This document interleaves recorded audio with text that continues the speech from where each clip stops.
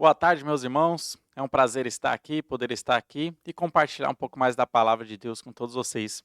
Nós esperamos que essas lives, esses estudos, a palavra que está sendo aplicada, explanada, possa servir de bênção para os irmãos, contribuindo para o crescimento espiritual de cada um. Eu gostaria de começar esse nosso tempo com uma oração. Vamos orar? Senhor, obrigado pelo tempo que o Senhor tem nos dado, por essa oportunidade de estudar a sua palavra, conhecer ela a cada dia.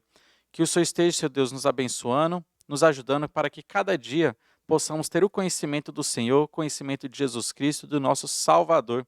Que a cada dia possamos conhecer a Ti e que o Senhor esteja nos abençoando, nos ajudando, Senhor Deus, a crescer espiritualmente. Que não sejamos imaturos, mas que possamos alcançar maturidade em Cristo Jesus a cada dia. Esteja abençoando a cada um que está nos ouvindo, que a sua palavra esteja falando também aos seus corações. Em nome de Jesus, amém. Amém.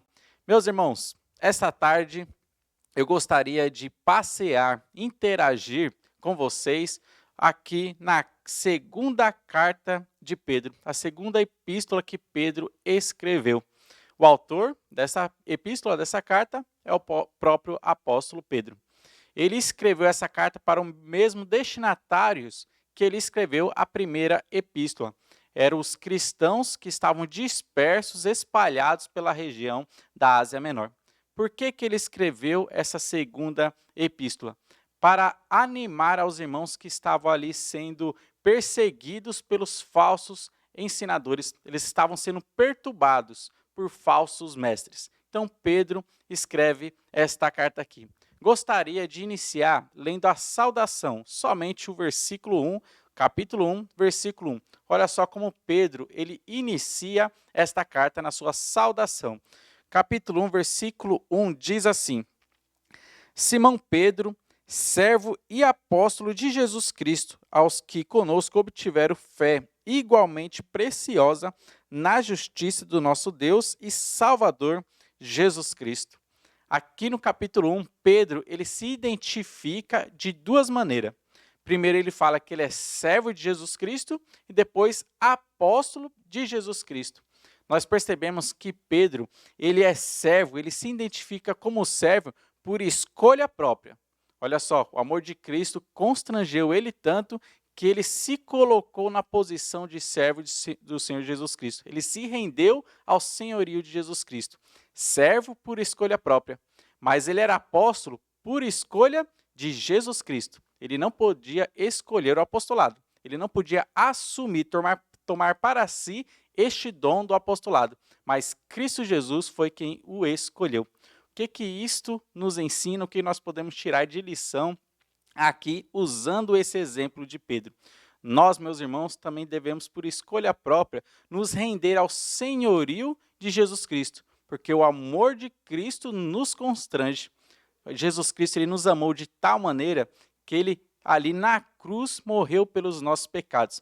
E esse amor demonstrado através da pessoa de Jesus Cristo nos constrange a gente servir melhor a Jesus Cristo, a gente se render ao senhorio de Jesus Cristo. Mas nós, diferente de Pedro, que foi escolhido por Jesus Cristo para o apostolado, nós não temos o dom do apóstolo hoje. Nós não fomos escolhidos para o apostolado. Só que Jesus Cristo deu para você um dom.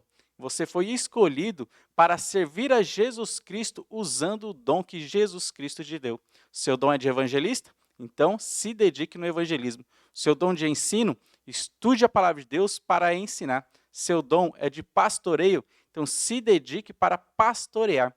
Qual é o dom que Jesus Cristo te deu? Aqui, Pedro, ele se rendeu a Jesus Cristo, servindo a Jesus Cristo. Ele se identificou. Eu sou servo de Jesus Cristo e sou apóstolo de Jesus Cristo porque Jesus Cristo me escolheu. Nós podemos tirar essa lição, esse exemplo de Pedro que Pedro traz para nós. Nessa carta, meus irmãos, que nós vamos estudar, eu gostaria de mostrar duas curiosidades. Pedro, ao escrever essa carta, essa segunda carta, essa epístola, ele relembra do tempo que ele viveu com Jesus Cristo aqui na terra. Primeiro, ele vai relembrar de uma situação que vai mostrar a morte de Pedro. Olha só o que diz aqui o capítulo 1 da segunda carta, o versículo 14, diz assim: certo que estou prestes a deixar o meu tabernáculo, como efetivamente nosso Senhor Jesus Cristo me revelou. Aqui no capítulo 1, versículo 14, Pedro está relembrando um momento que ele viveu com Jesus Cristo, que Jesus revelou como que seria ali a sua morte, como que ele morreria e glorificaria a Deus. Pedro estava falando, olha, eu estou prestes a deixar este tabernáculo, este corpo, e partir para estar morando com Jesus Cristo. Ele estava lembrando de uma situação que está descrita no Evangelho de João. Gostaria que você abrisse a sua Bíblia ali no Evangelho de João.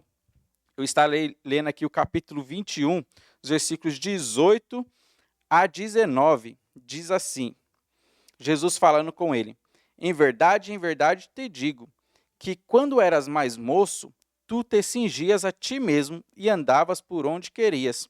Quando, porém, fores velho, estenderás as mãos, e outro te cingirá e te levará para onde não queres. Disse isso para significar com que gênero de morte Pedro havia de glorificar a Deus. Depois de assim falar, acrescentou-lhe, segue-me. Foi por isso que aqui, nessa primeira carta de Pedro, versículo 14, ele disse isso.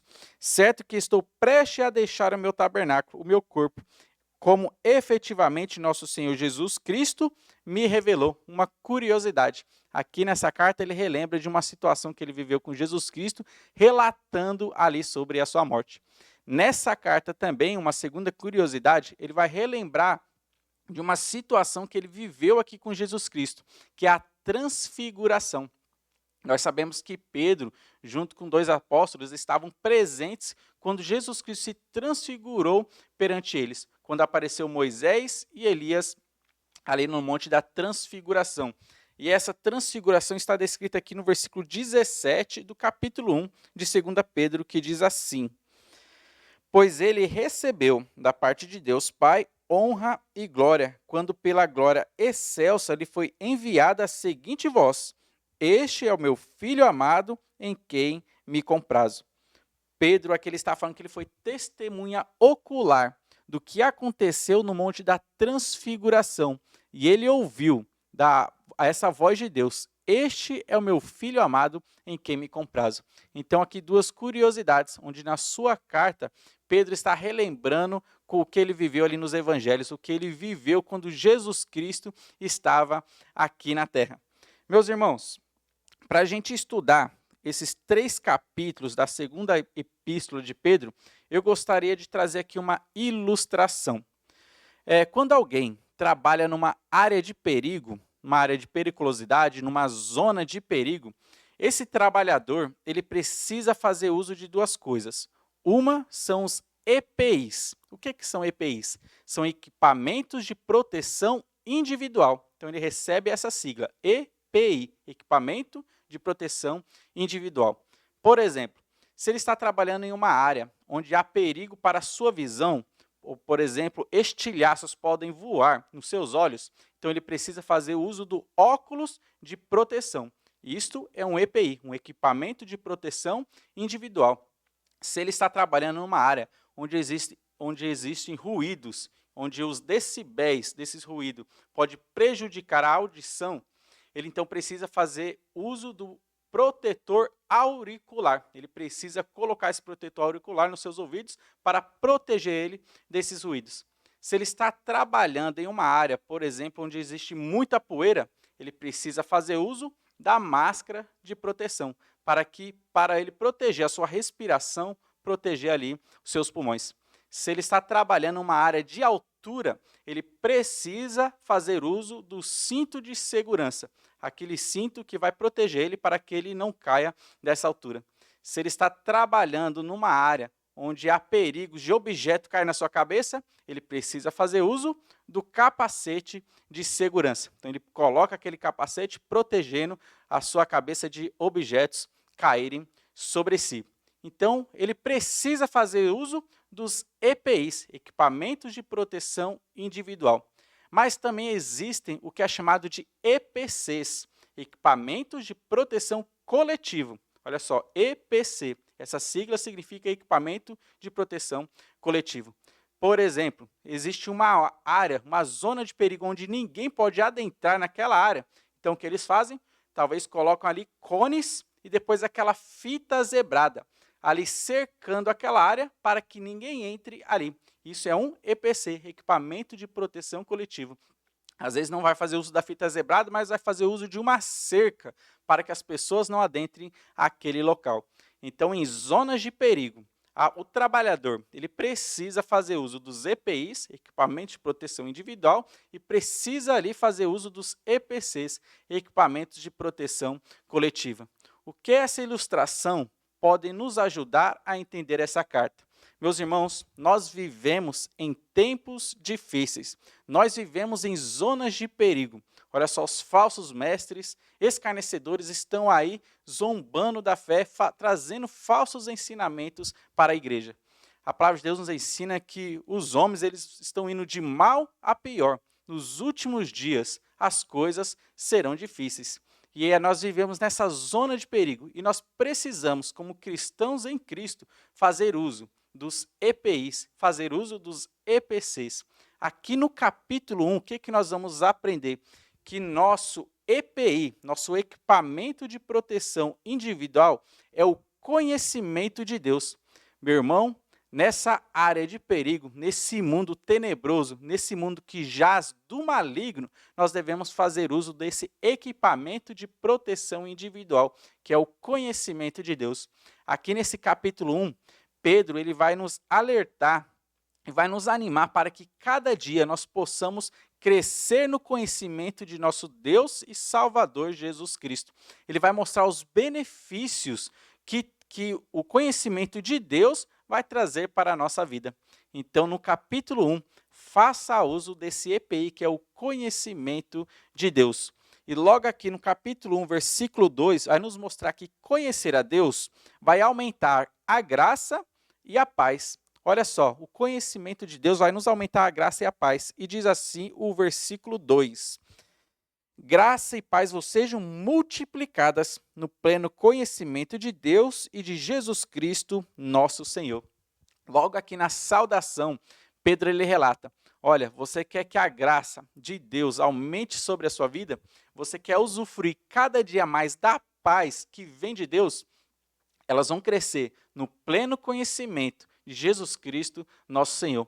A cada dia, meu irmão, que você está estudando a palavra de Deus, a cada dia que você busca meditar na palavra de Deus, crescendo no conhecimento de Deus e de nosso Salvador Jesus Cristo, você está usufruindo cada dia mais e a graça e a paz está crescendo sobre a sua vida.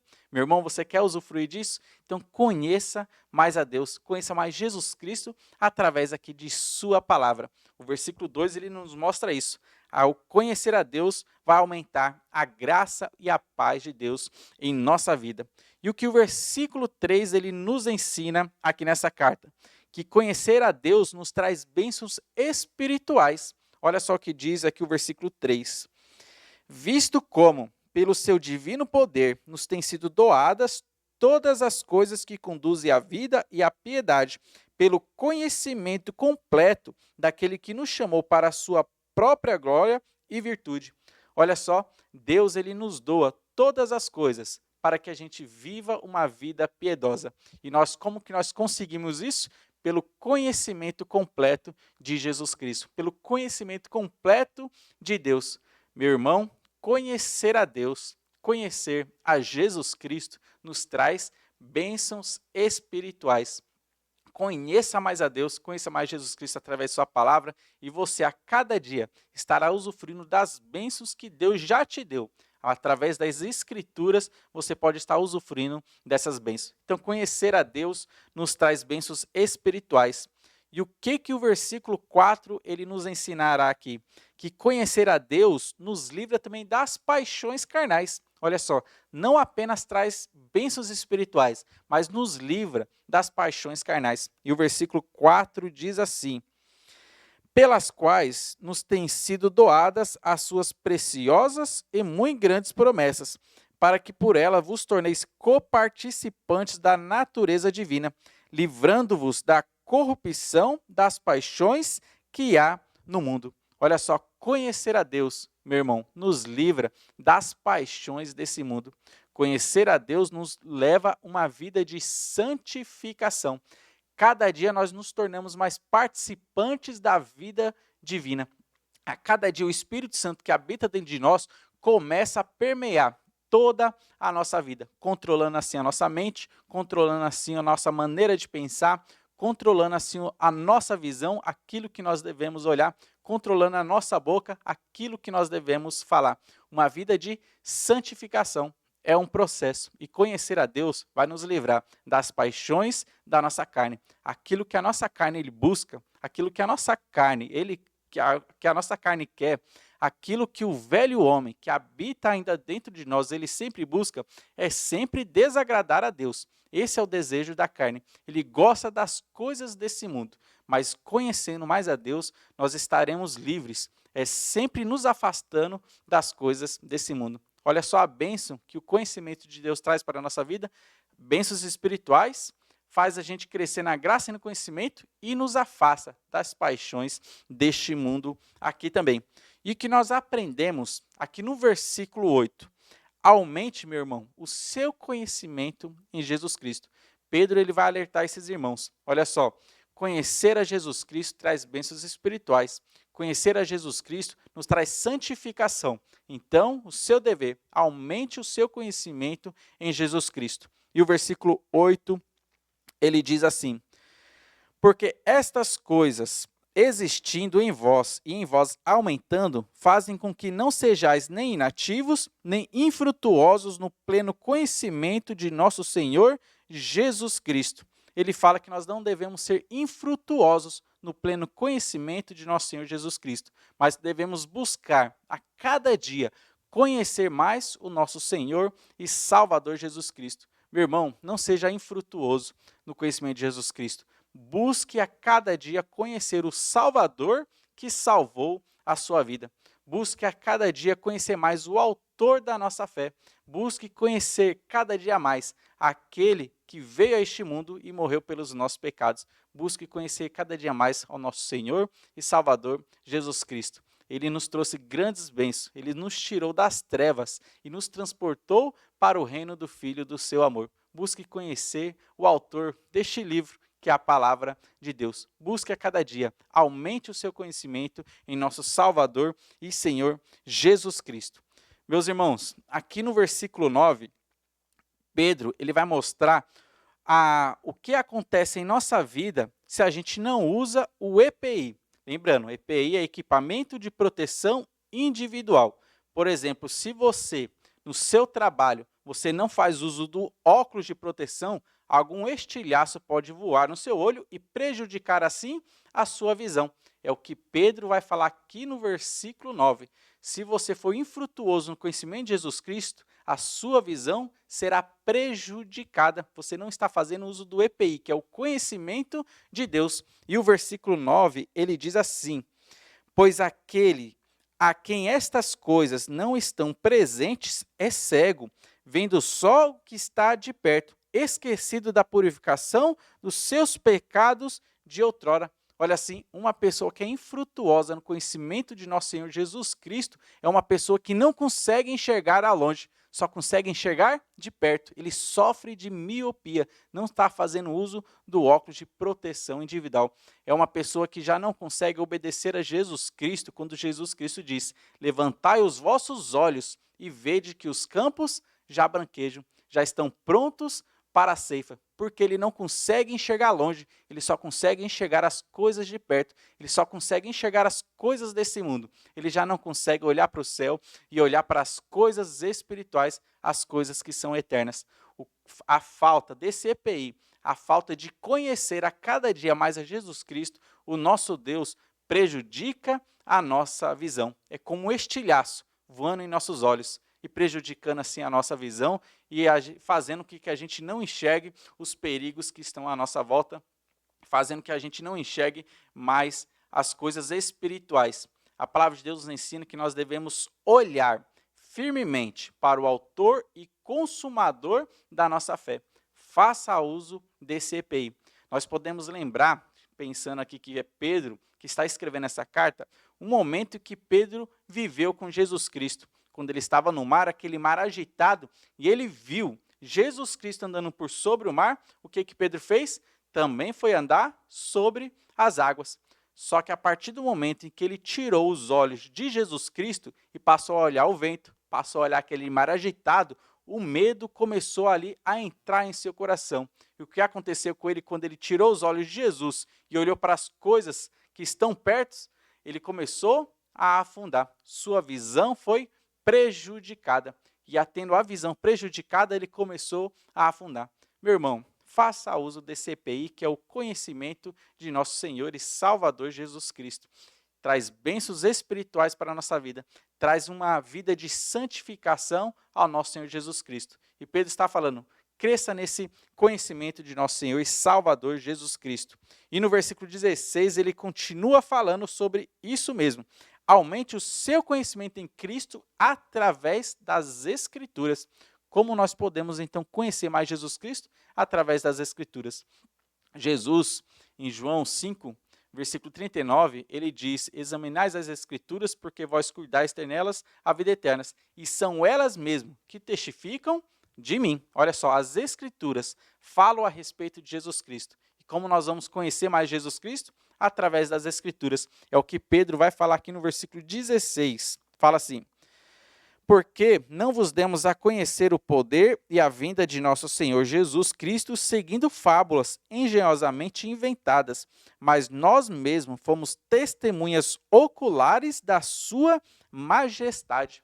Olha só, Pedro está falando que tudo aquilo que ele passou, que tudo aquilo que ele estava pregando, que tudo aquilo que ele estava escrevendo, as Escrituras Sagradas, não veio ali por fábulas, não veio por histórias inventadas por homens, mas eles foram testemunhas oculares.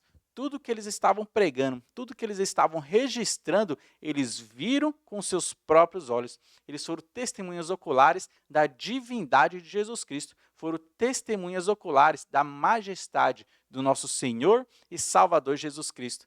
Meu irmão, como nós vamos conhecer mais Jesus Cristo? Através dessa Escritura.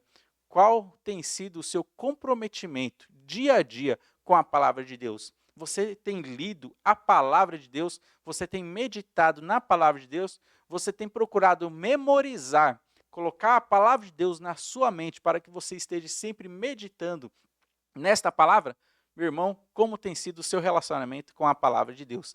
Através das Escrituras, nós podemos conhecer mais a Deus. É interessante o que Pedro fala das Escrituras. Aqui ainda no capítulo 1, olha só os versículos 20 e 21, dizem assim, sabendo, primeiramente isto, que nenhuma profecia da Escritura provém de particular elucidação, porque nunca jamais qualquer profecia foi dada por vontade humana. Entretanto, homens santos falaram da parte de Deus, movidos pelo Espírito Santo.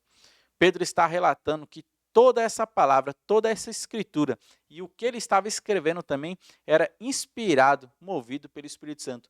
Tudo isso aqui é palavra de Deus. Não foi o homem que inventou. As profecias não foram o homem que inventaram nenhuma dessas profecias. Toda ela é a palavra de Deus. Conheça, meu irmão, a Jesus Cristo através dessa palavra. Então, aqui no capítulo 1, nós aprendemos isso. Nós devemos fazer uso desse EPI, equipamento de proteção individual, que é o conhecimento de nosso Deus. Conhecer mais a Jesus Cristo. E assim nós estaremos trazendo proteção para a nossa vida, conhecendo mais a Jesus Cristo. E o que nós podemos aprender no capítulo 2? Quando o trabalhador ele está na zona de perigo, além de fazer uso do EPI, ele precisa fazer uso do EPC, equipamento de proteção coletivo.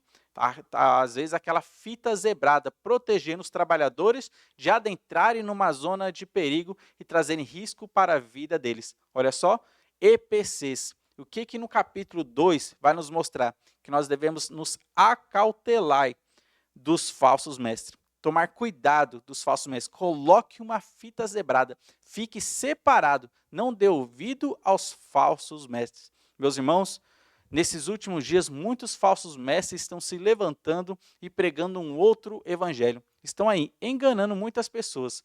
muitas pessoas estão seguindo esses falsos mestres, estão deixando a palavra de Deus de lado e seguindo as palavras, a labiosidade desses falsos mestres, desses falsos pregadores. E o versículo 1, aqui do capítulo 2, vai mostrar que isso é uma realidade. Falsos mestres, eles irão realmente aparecer. Não é uma possibilidade, mas é uma realidade. Eles irão aparecer. Olha só o que diz aqui no versículo 1, fala assim: assim como no meio do povo surgiram falsos profetas, assim também haverá entre vós falsos mestres, os quais introduzirão dissimuladamente, de uma maneira disfarçada, heresias destruidoras, até ao ponto de renegarem o soberano Senhor que os resgatou, trazendo sobre si mesmo repentina destruição. Olha só, é uma realidade. Pedro está mostrando que vai aparecer falsos mestres. Assim como no Antigo Testamento, no meio da nação de Israel, surgiram falsos profetas, trazendo falsas palavras que não são de Deus, assim no meio da igreja também surgirá falsos mestres, que eles chegarão de uma maneira assim discreta e aos pouquinhos vão introduzindo suas heresias. Mas aqui, perceba o que diz aqui, são heresias destruidoras, heresias que trazem destruição para a igreja, que trazem destruição para a vida de um crente. Nós não devemos estar escutando esses falsos mestres, não devemos dar ouvidos para eles, mas cautela. Olha só, coloque uma fita zebrada. Proteja a igreja, se proteja desses falsos ensinamentos. É o que a palavra de Deus está nos ensinando aqui no versículo 1, que os falsos mestres, eles serão uma realidade. E olha só no versículo 2, o que nos ensina aqui. Eles, esses falsos mestres, eles estão aí difamando o evangelho. Olha só o que diz aqui o versículo 2. E muitos seguirão as suas práticas libertinas, e por causa deles será infamado o caminho da verdade. Olha só, esses falsos mestres estão aí pregando um falso evangelho. Eles estão infamando o evangelho, trazendo difamação para o evangelho. Eles que estão aí fazendo várias atrocidades, eles que estão entrando em vários escândalos, eles que estão pregando um falso evangelho, mas é a igreja que está pagando o pato. Olha só, eles estão trazendo difamação para a igreja, eles estão trazendo difamação para o evangelho. Eles só pensam em prosperidade, eles só pensam em coisas desse mundo. Mas a igreja não pensa nisso, a igreja pensa nas coisas celestiais. Só que esses falsos mestres, eles colocam uma capa de serem crentes, uma capa de ser igreja. E o mundo, quando olha para eles, eles igualam a igreja. Não, eles também são a igreja. Por causa desses falsos mestres, meus irmãos, aí no mundo, quando alguém pensa em pastor, pastor tem virado sinônimo de ladrão, sinônimo de alguém enganador. Mas quem está trazendo essa difamação? Os falsos mestres, falsos pastores. Eles sim, aí são ladrões, são enganadores, trazendo falsos ensinamentos. Eles estão difamando o caminho da verdade. Eles estão difamando a igreja, eles estão trazendo difamação para o evangelho. Muitas pessoas no mundo não querem se adentrar à igreja por causa da difamação que esses falsos mestres estão trazendo para a igreja. Eles são assim, é dessa maneira que eles agem, trazendo difamação para a igreja. O versículo 3 vai nos mostrar que esses falsos mestres, eles só pensam em dinheiro, só pensam em lucro. Olha só o que diz o versículo 3. Também movidos por avareza, olha só, amor ao dinheiro, também movidos por avareza, farão comércio de vós com palavras fictícias. Para eles o juízo lavrado a longo tempo não tarda, e a sua destruição não dorme.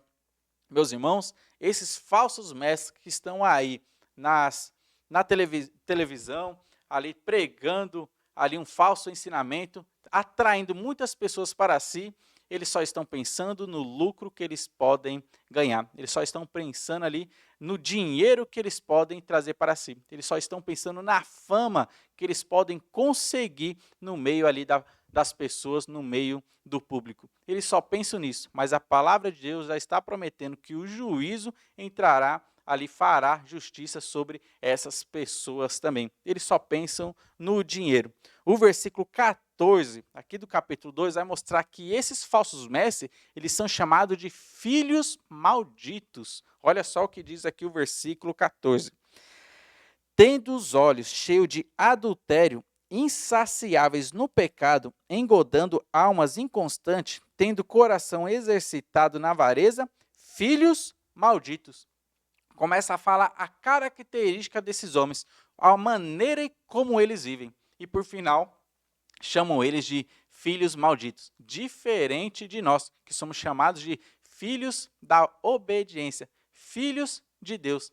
Qualquer pessoa que recebeu a Jesus Cristo, ele foi feito, Deus deu-lhe o poder de eles se tornarem filhos de Deus. Mas esses falsos mestres não são filhos da obediência. Eles não são filhos de Deus, mas são chamados de filhos malditos, porque eles estão aí pregando um falso evangelho, ainda não fazem parte da igreja, não se arrependeram dos seus pecados. Eles têm uma capa de ser igreja, eles parecem ser crentes, mas estão pregando um outro evangelho. Eles não fazem parte do corpo de Jesus Cristo, não fazem parte da igreja, mas estão aí trazendo difamação para a igreja, trazendo difamação para o corpo de Jesus Cristo, trazendo difamação para o evangelho que está sendo pregado pela igreja. Por isso que eles são chamados de filhos malditos. O versículo 15 vai nos mostrar que eles são iguais a Balaão. Olha só o que diz o versículo 15. Abandonando o reto caminho, se extraviaram, seguindo pelo caminho de Balaão, filho de Beor, que amou o prêmio da injustiça. Olha só, eles são considerados ali como Balaão foi. Eles se assemelham a Balaão. Nós podemos lembrar, no caso de Balaão, no Antigo Testamento, que Moabe convidou Balaão para que ele pudesse amaldiçoar o povo de Deus que estava acampado ali no deserto, pudesse amaldiçoar a Israel. Só que ele foi impedido. Ele tentou amaldiçoar, só que ele foi impedido. E o que Balaão então fez? Já que eu não posso amaldiçoar esse povo, vamos fazer com que esse povo peque contra Deus. Eles introduziram no meio da nação de Israel as mulheres ali moabitas, para que por meio das mulheres a nação de Israel pudesse ali pecar contra Deus, tendo relações sexuais com essas mulheres. E assim Israel pecou contra Deus pela artimanha de Balaão. Esses falsos mestres, eles são comparados a Balaão. Eles não conseguem trazer uma maldição para a igreja, mas através dos seus falsos ensinamentos, eles vão tentar que cristãos, eles ali entrem em pecados, fazendo com que esses cristãos sejam infrutíferos, sejam inativos na fé cristã, porque estão envolvidos em pecados. Então, tenha cautela dos falsos mestres. Coloque ali a fita zebrada e não se misture com os falsos mestres, nem escute as suas palavras enganadoras. O versículo 18 e o versículo 19 vão nos mostrar que esses falsos mestres são pregadores mentirosos. E olha só o que diz aqui, verso 18 e 19. Porquanto, proferindo palavras jactanciosas de vaidade, engodam com paixões carnais por suas libertinagens aqueles que estavam prestes a fugir dos que andam no erro, prometendo-lhes liberdade, quando eles mesmos são escravos da corrupção, pois aquele que é vencido fica escravo do vencedor. Eles são pregadores mentirosos. Eles pegam pessoas que querem conhecer mais a Deus, só que eles enganam com seus falsos ensinamentos, prometem para eles liberdade, só que eles mesmos são escravos de Satanás, são escravos do pecado e prometem liberdade, algo que ele não pode dar para as outras pessoas. Estão aí enganando as outras pessoas, estão aí pregando mentiras, são pregadores mentirosos. Aqui no capítulo 2, Pedro vai nos ensinar: faça uso do EPC, equipamento de proteção coletivo. Coloque a fita zebrada e não tenha ali essa intimidade, esse relacionamento com essas pessoas, esses falsos mestres. No capítulo 3, meus irmãos, Pedro ele ainda vai nos acautelar para que a gente faça uso do EPC. Coloque a fita zebrada, agora se afastando não apenas dos falsos mestres, mas se afastando dos escarnecedores desse mundo, se afastando dos zombadores. São pessoas que não são cristãs, não se identificam com o cristianismo, mas estão zombando da nossa fé. Estão zombando principalmente com relação da nossa esperança da vinda de nosso Senhor e Salvador Jesus Cristo.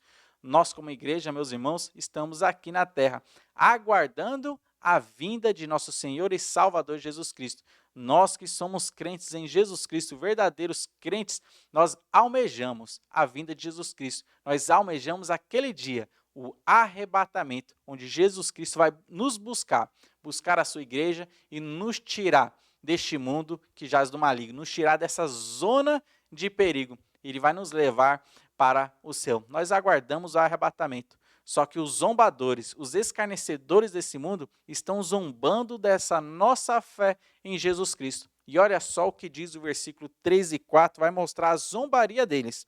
Diz assim o versículo 3 e 4.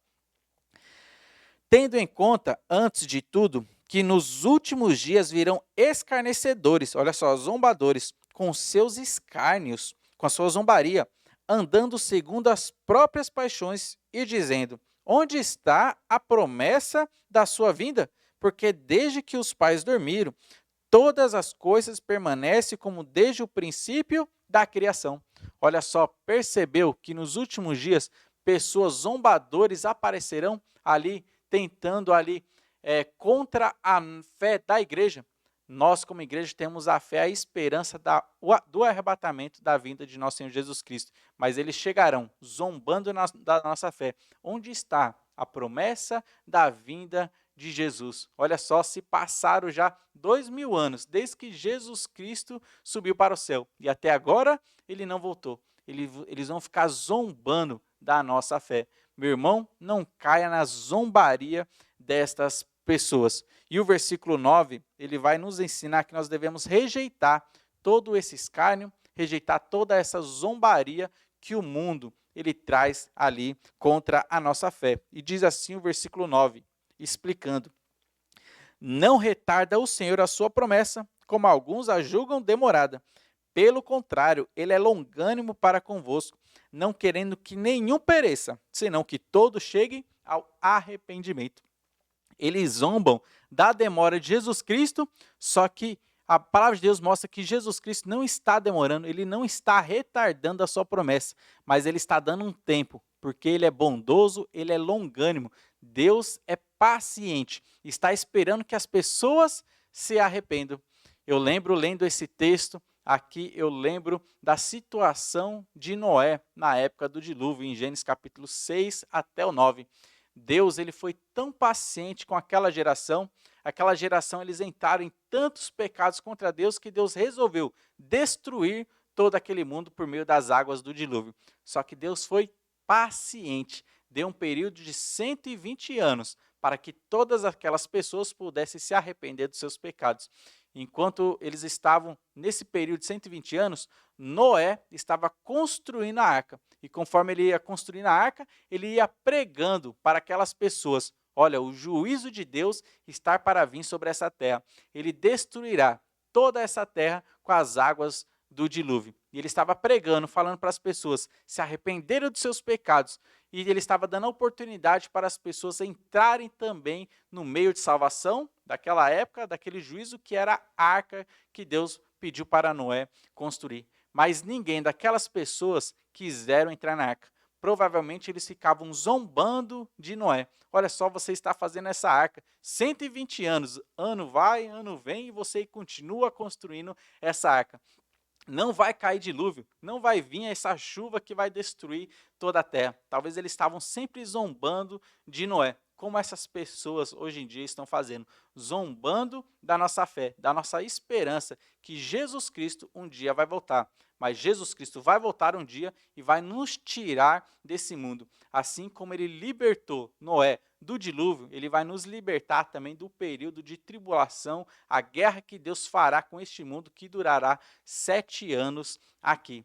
Meu irmão, não caia na lábia dos zombadores, não dê ouvido para os zombadores, mas fortaleça a sua fé em Jesus Cristo. Nós temos uma grande esperança. Maranata, venha Senhor Jesus, nos livrando desse mundo do maligno.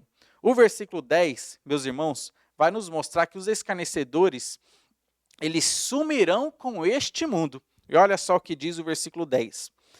Virá, entretanto, como ladrão o dia do Senhor, no qual os céus passarão com estrepitoso estrondo, e os elementos se desfarão abrasados. Também a terra e as obras que nela existem serão atingidas.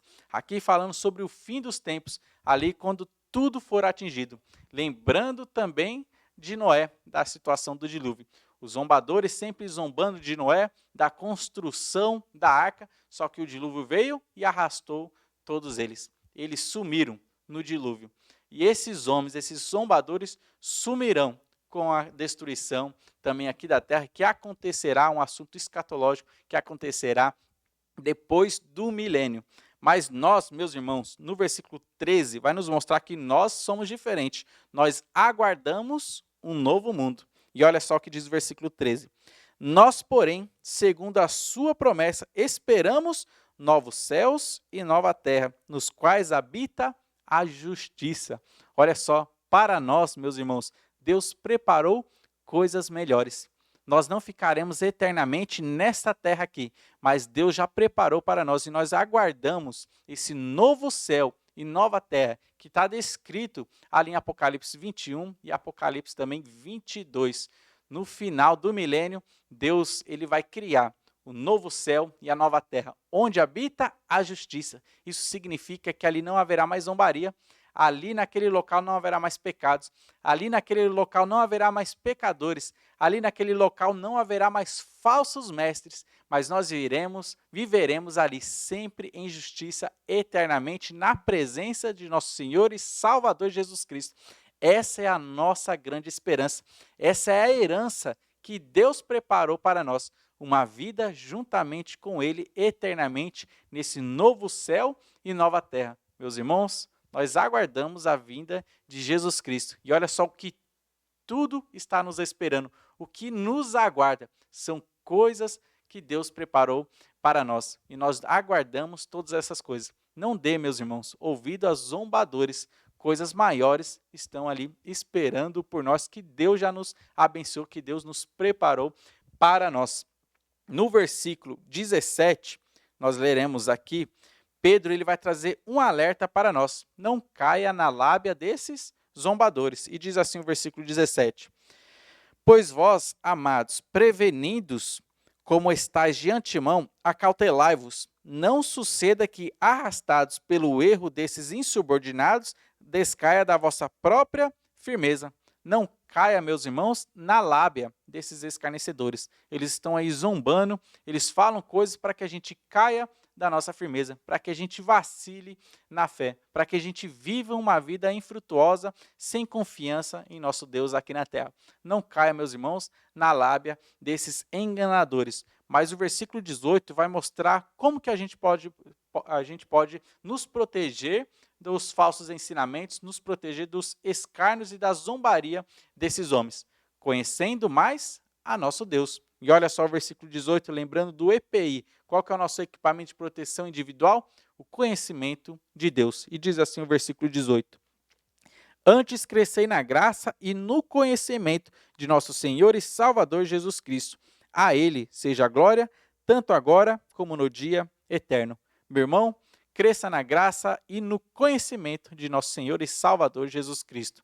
Aqui, Pedro, nessa carta, ele faz um apelo para nós, para que a gente possa, através das Escrituras, conhecer mais a Jesus Cristo. Conhecendo mais a Jesus Cristo, nós usufruiremos de bênçãos espirituais. Conhecendo mais a Jesus Cristo, nós ali cresceremos na graça e na paz que Deus ele concede para nós. Conhecendo mais a Jesus Cristo, nós viveremos uma vida de santificação. Conhecendo mais Jesus Cristo, nós seremos livres de falsos mestres e escarnecedores. Nós não cairemos na lábia deles. Então, meu irmão, esse é o alerta que Pedro deixa para nós. Conheça a cada dia mais ao nosso Senhor e Salvador, Jesus Cristo, através das Escrituras. Vamos orar? Senhor, obrigado pela sua palavra que o Senhor tem nos concedido. Obrigado, Senhor Deus, pela sua palavra, que nós temos acesso a ela e através dela nós podemos aqui sempre estar conhecendo mais ao Senhor. Que a cada dia o Senhor nos abençoe e que a gente possa fazer uso desse EPI, conhecendo mais ao Senhor em nossa vida. Esteja abençoando a cada um que está nos ouvindo, abençoando também suas famílias, que o Senhor esteja ali direcionando também as suas vidas. Em nome de Jesus, amém.